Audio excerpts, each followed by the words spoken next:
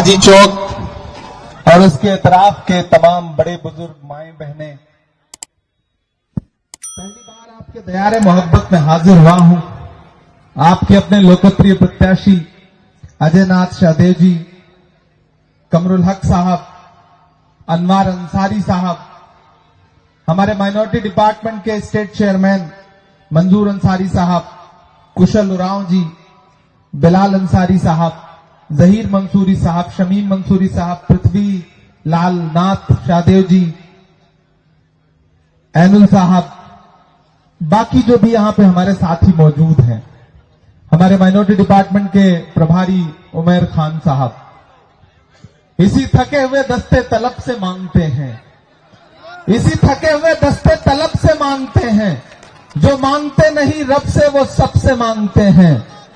इसी थके हुए दस्ते तलब से मांगते हैं, जो मांगते नहीं रब से वो सबसे मांगते हैं। वो भीख मांगता है हाकिमों के लहजे में, हम अपने बच्चों का हक भी अदब से मांगते हैं। हटिया विधानसभा के जिंदा दिल साथियों, पहली बार आपके बीच में आया हूं और आपसे सियासी गुफ्तगू करने के लिए आया हूं। ये जो विधानसभा का चुनाव है, ये कोई आम चुनाव नहीं है। दिल्ली में बैठा हुआ हाकिम ये सोच रहा है कि इस बार नफरत की खेती झारखंड में की जाएगी, अच्छी फसल कटेगी। झारखंड को लूटने वाले लोग इस इंतजार में बैठे हैं कि कैसे हेमंत सोरेन और कांग्रेस गठबंधन की सरकार को पामाल किया जाए ताकि झारखंड के संसाधनों को लूटा जा सके। लेकिन मुझे खुशी है कि झारखंड की जिंदा दिल अवाम, यहां के आदिवासी समाज के लोग, यहां के पिछड़े समाज के लोग, यहां के दलित समाज के लोग, यहां अल्पसंख्यक समाज के लोग, सवर्ण समाज के लोग, सारे लोगों ने यह सोच लिया है कि झारखंड की जो अस्मिता है, उस अस्मिता को हम लुटने नहीं देंगे। यह चुनाव बहुत महत्वपूर्ण चुनाव है। मैं हजारों किलोमीटर दूर से चल करके आपके बीच में आया हूं। अजय नाथ शाहदेव जी के बारे में पहले से सुनता रहा हूं।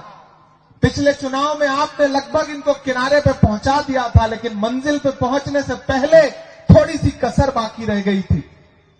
लेकिन इन्होंने अपना जज्बा नहीं खोया, हौसला नहीं तोड़ा। पिछले 5 साल से मुसलसल आपके बीच में विधायक न रहते हुए भी विधायक से ज्यादा जिम्मेदारी के साथ आपका काम करते रहे, आपके बीच में खड़े रहे।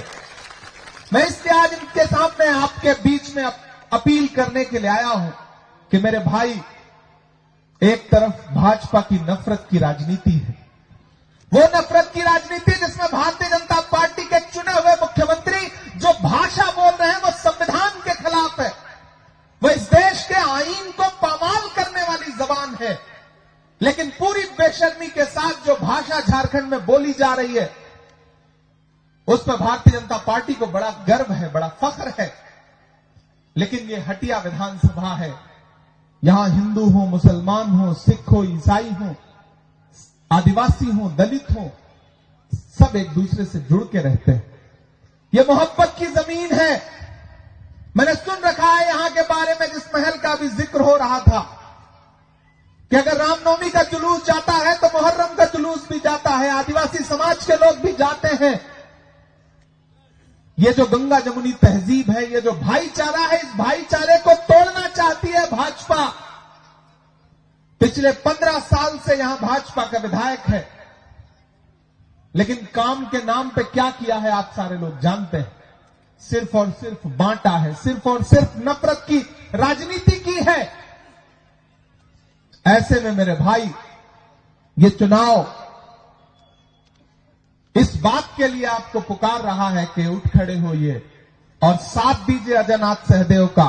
कांग्रेस पार्टी के जो प्रत्याशी हैं, गठबंधन के जो प्रत्याशी हैं, अजय नाथ शाहदेव जी, उनको विधायक बनाइए। क्योंकि ये लड़ाई सिर्फ विधायक बनाने की नहीं है, ये लड़ाई झारखंड की अस्मिता को बचाने की लड़ाई है।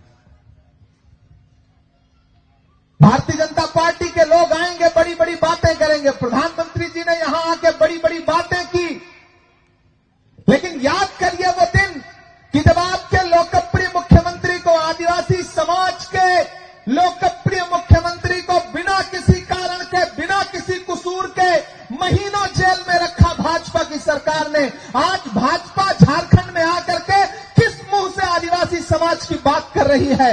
ये झूठे लोग हैं, ये धोखेबाज लोग हैं। याद करो इनके तमाम नारे। इन्होंने नारा लगाया था बेटी बचाओ बेटी पढ़ाओ।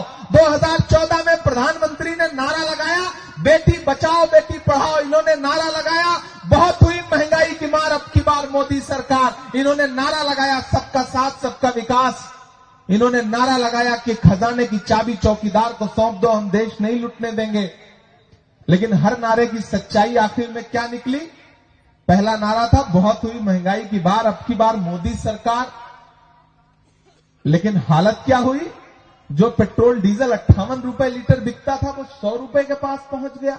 यह है इनके नारे की सच्चाई। जो गैस सिलेंडर 350 रुपए 400 रुपए का बिकता था वो 1000 रुपए के पार पहुंच गया। यह है इनके नारे की सच्चाई। क्या नहीं महंगा हो गया? मैंने तो देश की पार्लियामेंट में खड़े होकर के नरेंद्र मोदी जी से आंख मिला के कहा था कि भाजपा की सरकारें वो सरकारें हैं जो अपनी पसंद की फिल्मों पर टैक्स फ्री करती हैं और कफन पर जीएसटी लगाती हैं, टैक्स लेती हैं। शर्म आनी चाहिए इनको। ये भाजपा की सरकारें वो सरकारें हैं। इसीलिए इनके झांसे में मत आइएगा। ये धोखेबाज लोग हैं।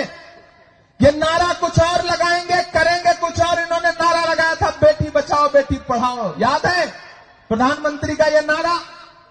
और फिर इस नारे की सच्चाई क्या निकली कि हाथरस में एक दलित बिटिया के साथ जब बलात्कार हुआ तो उसकी लाश को रात के 2 बजे बिना परिवार की मर्जी के भाजपा की सरकार ने पुलिस लगा करके रात के 2 बजे जलवा दिया। यह है भाजपा के नारे की सच्चाई। जंतर मंतर पर पार्लियामेंट से महज 500 मीटर की दूरी पर जंतर मंतर पर ओलंपिक पदक लाने वाली बेटियां जब अपना हक मांगने के लिए बैठी तो दिल्ली पुलिस ने उन ओलंपिक लाने वाली बेटियों को, पहलवान बेटियों को दिल्ली की सड़कों पर घसीटने का काम किया। यह है इनके नारे की सच्चाई। इनके झूठ के नारे के चक्कर में कभी मत पड़िएगा। और इन दिनों आकर के नारा लगा रहे हैं नफरत वाला। उनके पास नफरत के नारे हैं, हमारे पास क्या है? नफरत छोड़ो भारत जोड़ो। हमारा नारा क्या है? नफरत छोड़ो भारत जोड़ो। 4000 किलोमीटर राहुल गांधी चले नफरत मिटाने के लिए। मैं चला था राहुल गांधी के साथ कन्याकुमारी से कश्मीर तक। अपने पैर के छालों की परवाह किए बगैर वो इंसान कितना चलता रहा? 4000 किलोमीटर पैदल चलता रहा। सिर्फ एक नारा कि मुझे नफरत के बाजार में मोहब्बत की दुकान खोलनी है। मैं चला हूं उनके साथ। मुझसे मीडिया के साथी कहते थे कि इमरान साहब आप राहुल गांधी के साथ चल रहे हैं, आप तो शायर हैं, सांसद बाद में हैं, सियासतदान बाद में हैं, आप इस यात्रा में राहुल गांधी के साथ चल रहे हैं, आप क्या कहेंगे? तब मैं कहता था कि जो हर जालिम से टकराएगी वो आंधी बनाऊंगा, जो हर जालिम से टकराएगी वो आंधी बनाऊंगा। नए अंग्रेज आए हैं, नया गांधी बनाऊंगा। 4000 किलोमीटर पैदल चलता रहा वो इंसान। नरेंद्र मोदी जी क्या कहते थे राहुल गांधी को कि राहुल गांधी तो शहजादे हैं, राजकुमार हैं। मुझे बताओ झारखंड वालों, हटिया वालों, कि देखा है दुनिया में कोई और राजकुमार जो अपने पैर की छालों की परवाह किए बगैर भारत की सड़कों की धूल फांकता हुआ 4000 किलोमीटर पैदल चले, लोगों को सीने से लगाने के लिए, उनको अपने गले से लगाने के लिए, उनका दर्द बांटने के लिए। नरेंद्र मोदी जी राहुल गांधी को शहजादा कहते हैं और खुद को क्या कहते हैं कि हम फकीर हैं। वो फकीर जो 10 लाख रुपए का सूट पहनता है, मोवाडो का चश्मा पहनता है, मोंट ब्लैंक की पेन रखता है, दिन में 4 कपड़े बदलता है और 8,500 करोड़ के जहाज पर दुनिया घूमता है। खुद तो 8,500 करोड़ के जहाज में घूमते हैं, लेकिन एक आदिवासी समाज का बेटा, एक आदिवासी समाज का मुख्यमंत्री हेमंत सोरेन जब किसी जहाज में बैठ जाता है, चार्टर्ड विमान में बैठ जाता है, जो मुख्यमंत्री होने की वजह से राज्य सरकार उसे मुहैया कराती है, तो वो उनकी आंखों में खटकता है। वो आदिवासी को आदिवासी नहीं कहते, वनवासी कहते हैं। भाजपा के लोग आदिवासी समाज के लोगों को आदिवासी नहीं कहते, वनवासी कहते हैं। आप इस खेल को समझिएगा। बनवासी का मतलब क्या है? जंगल में रहने वाले लोग। वो आदिवासियों को आदिवासी नहीं मानते। आदिवासी वो हैं जो इस मिट्टी के असली मालिक हैं। लेकिन भाजपा क्या करती है? इस खेल में उलझाती है। इसलिए मैं आपसे अपील करूंगा, इस बार किसी झांसे में नहीं फंसना है। ये भाजपा के लोग आएंगे, आपसे कहेंगे कि कांग्रेस वालों ने 70 साल में क्या किया, क्या बनाया। एक दिन प्रधानमंत्री जी पार्लियामेंट में खड़े होकर बोल रहे थे, बताओ कांग्रेस वालों 70 साल में क्या बनाया। मुझे लगा मैं खड़ा हो जाऊं और गिनाना शुरू करूं, तब तक खड़गे जी बैठे थे। उन्होंने कहा, इमरान मत बताओ, जो बताओगे ये उसको भी बेच देंगे, इनका काम सिर्फ बेचने का है, मत बताओ। यहां आएंगे प्रधानमंत्री जी, यहां आएंगे उनके मुख्यमंत्री, पूछेंगे कि 70 साल का हिसाब तो। अरे मैं तो कहना चाहता हूं कि जो भाजपा अपना चलाया हुआ 2000 का नोट 7 साल नहीं चला सकी, वो हमसे 70 साल का हिसाब मांगती है। इनके झांसे में मत आइए, इनके धोखे में मत आइए। ये झूठे लोग हैं। और यहां अलग अलग समाज के लोग बैठे हैं। ये मोहब्बत की जमीन है। इसमें कौन हिंदू है, कौन मुसलमान है, कौन सिख है, कौन ईसाई है, किसी में कोई फर्क नहीं। जो जैसे आया वो वैसे बैठ गया। ये तो कपड़ों से पहचानने की बातें करते हैं। नफरत को पनपने नहीं देना है। झारखंड में, हटिया में नफरत को हराना है, मोहब्बत को जिताना है। लड़ाई सीधे दो लोगों के बीच में है, भाजपा और गठबंधन के बीच में। इसलिए मैं यहां के उन साथियों से भी गुजारिश कर रहा हूं कि जो पिछली बार किसी मलाल की वजह से भितरघात कर गए थे, मैं उनसे भी अपील कर रहा हूं। मुझे पूरी खबर है, मैं दिल्ली में रहता हूं, इसका यह मतलब नहीं कि मैं आगाह नहीं रहता। ये जो 7-8 हजार 10,000 का फर्क रह गया था, अगर आप लोगों ने चाहा होता तो वो फर्क मिट ही सकता था। तुमने चाहा नहीं, वरना हालात बदल सकते थे। ये मेरी आंख के आंसू उनकी आंखों से निकल सकते थे। तुम तो ठहरे ही रहे झील के पानी की तरह, दरिया बनते तो बहुत दूर निकल सकते थे। मैं आपसे साथियों गुजारिश करूंगा कि इस बार किसी झांसे में नहीं आना है। इस बार आपको एकजुट होकर के कांग्रेस और झारखंड मुक्ति मोर्चा के जो गठबंधन के प्रत्याशी हैं, आरजेडी गठबंधन के प्रत्याशी हैं, अजय नाथ सहदेव जी, जो आपके अपने हैं, आपके बीच के हैं, आपके घर के हैं, पढ़े लिखे व्यक्ति हैं। एक को आपने 3 बार मौका दिया है और एक आपसे 1 बार मौका मांग रहा है। तो मेरी आपसे गुजारिश है कि अपना एक एक वोट लेकर के घरों से निकलिए। 1 नंबर पर है ना इस बार, मतलब पहले से ही 1 नंबर पे है, तो फिर रहना भी 1 ही नंबर पे है। तो इस बार जो पिछली कोर कसर रह गई थी ना, उस कसर को भी पूरा करिए, घरों से बाहर निकलिए और आज से इस चुनाव को अजय नाथ सहदेव बन के लड़िए, हेमंत सोरेन बन के लड़िए, इमरान प्रतापगढ़ी बन के लड़िए, राहुल गांधी बन के लड़िए, क्योंकि यह लड़ाई नफरत के खिलाफ है। और नफरत के खिलाफ लड़ाई समाज के हर व्यक्ति को लड़नी पड़ेगी, तब आप इस लड़ाई को जीत सकते हैं। उनके पास संसाधन बहुत हैं, पैसा बहुत है, हेलीकॉप्टर ढेर सारे उड़ रहे हैं, लेकिन हमारे आपके पास हौसला है, जज्बा है, खुददारी है, स्वाभिमान है। और मैं तो पूरे झारखंड वासियों से कहना चाहता हूं कि आपके लोकप्रिय, आपके माइक जिस तरह से पार्लियामेंट में बंद किया जाता है, उसी तरह से यहां भी माइक वाला बार बार माइक बंद कर दे रहा है। भाई माइक बंद करो, भाजपा से मिले हुए हो क्या, बार बार माइक बंद कर दे रहे हो। लेकिन आप माइक से हमारी आवाज को नहीं रोक सकते। कहा गया है, सुना गया है, कोई न बोले, ज़बां दराजों को मशवरा है, कोई न बोले। अजीब लुकनत पसंद हाकिम से वास्ता है, जो चाहता है, जो सोचता है, कोई न बोले। लेकिन हम बोलेंगे, हम बाबा से बुलंद बोलेंगे। मैं इसलिए जिंदा हूं कि मैं बोल रहा हूं, दुनिया किसी गूंगे की कहानी नहीं लिखती। मेरे भाई, इस बड़ी लड़ाई में मैं आपके बीच में अपना दामन फैला करके कांग्रेस प्रत्याशी के लिए, गठबंधन प्रत्याशी के लिए अपील करने आया हूं कि इस लड़ाई में आपको साथ देना है। मैं एक नज्म आपको सुनाता हूं, वो नज्म नहीं सुनाऊंगा तो आपको लगेगा कि मैं इतनी दूर आया था और ऐसे खामोशी से चला गया। याद करिए वो नारा प्रधानमंत्री जी का 2014 में कि भाई देश के खजाने की चाबी हमें सौंप दो, हम देश नहीं लूटने देंगे। याद है वो नारा? मैं चौकीदारी करूंगा। अब तो मैं उसी चौकीदार से पूछना चाहता हूं कि कहां सोया है चौकीदार? आप लोग थक गए हैं क्या? तो मुझे लगना चाहिए कि मैं जिंदा दिल लोगों के बीच में खड़ा हूं। मुझे ऐसा ना लगे कि मैं सोए हुए लोगों के बीच में खड़ा हूं। हौसले के साथ देखिए, चुनाव जो है ना वो जज्बे से लड़ा जाता है, हौसले से लड़ा जाता है। जंग में कागजी अफराद से क्या होता है, हौसला लड़ता है तादाद से क्या होता है। तो आपको उस हौसले के साथ इस इलेक्शन में आगे बढ़ना है। मैं तो पूछ रहा हूं उस चौकीदार से जो झूठ बोल करके चौकीदारी का वादा करके देश की सत्ता पे आया कि कहां सोया है चौकीदार, कहां सोया है चौकीदार। तैयार रहिएगा अगली लाइन पे। कहां सोया है चौकीदार, कहां सोया है चौकीदार।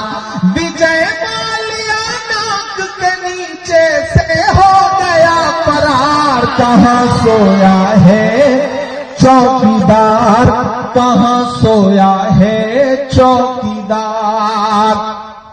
कि चाय बेचने वाला पूरा भारत बेच रहा है। बेच रहा है कि नहीं बेच रहा है? बेच रहा है कि नहीं बेच रहा है? चाय बेचने वाला पूरा भारत बेच रहा है। इसी काम में हासिल उसे महारत बेच रहा है।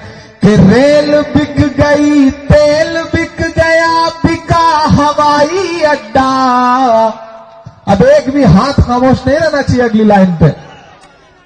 कि रेल बिक गई, तेल बिक गया, हवाई अड्डा। रेल बिक गई, तेल बिक गया, बिका हवाई अड्डा। सब कुछ बिकता देख के खुश है अपने जेपी नड्डा।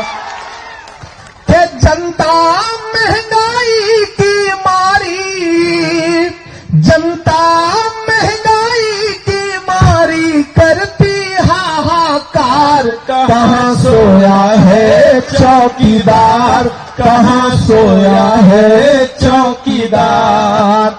बहुत शुक्रिया दोस्तों।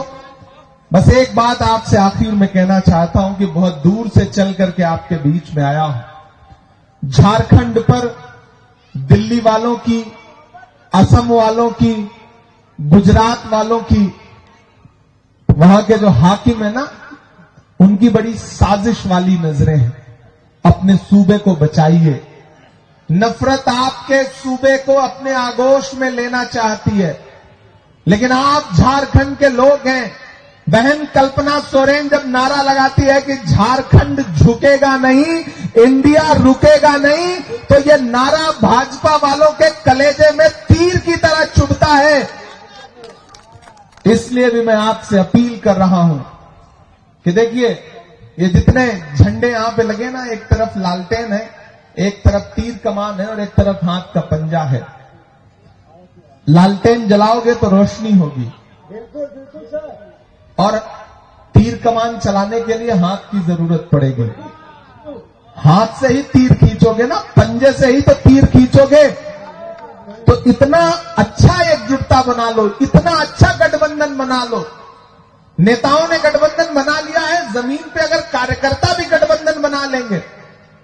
राजनीति में छोटी छोटी शिकायतें, छोटी छोटी मनमुटाव ये होते रहते हैं, लेकिन हटिया वालों एक बात याद रखना, जब लड़ाई बड़ी हो तो छोटी छोटी चीजें नजरअंदाज करनी पड़ती हैं। छोटी छोटी चीजें नजरअंदाज करनी पड़ती हैं, वरना लम्हों ने खता की थी, सदियों ने सजा पाई। याद रखना मेरी इस बात को। ये जब्र भी देखा है तारीख की नजरों ने, लम्हों ने खता की थी, सदियों ने सजा पाई। इसलिए इस बार बिल्कुल नहीं चूकना है।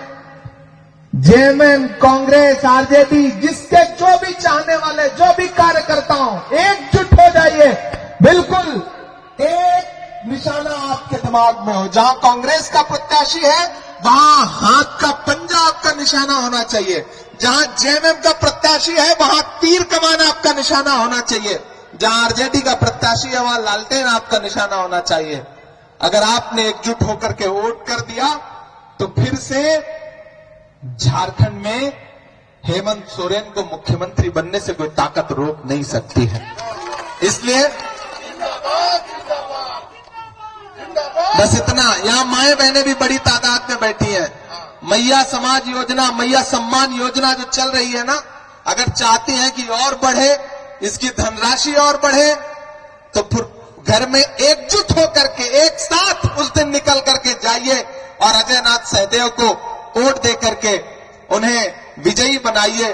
और जाते जाते आपसे बस इतना कह के जा रहा हूं कि बिरसा मुंडा की धरती ने फिर से ये ललकारा है, बिरसा मुंडा की धरती ने फिर से ये ललकारा है, बिरसा मुंडा की धरती ने फिर से ये ललकारा है, जीतेगा गठबंधन और हेमंत सोरेन दोबारा है, जीतेगा गठबंधन और हेमंत सोरेन दोबारा है, जीतेगा गठबंधन फिर हेमंत सोरेन दोबारा है।